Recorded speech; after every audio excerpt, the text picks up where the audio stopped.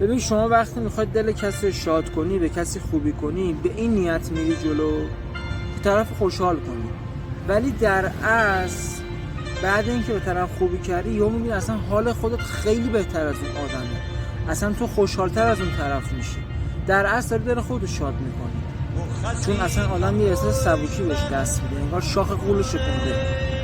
خوبی کردن خیلی حال میده. ببین زندگی آدم زیباتر میشه، اصلا چهره آدم زیباتر میشه، رفتار آدم، اخلاق آدم، کسی که خوب باشه، خوبی بکنه، ناخودآگاه همه چیز خوب میشه. یعنی ناخودآگاه همه چیز پشت هم قطاری اتفاقای خوب میاد سراغش. پس تا میتونی خوبی کن. زندگی خیلی کوتاه‌تر از اون چیزی که فکر کنی.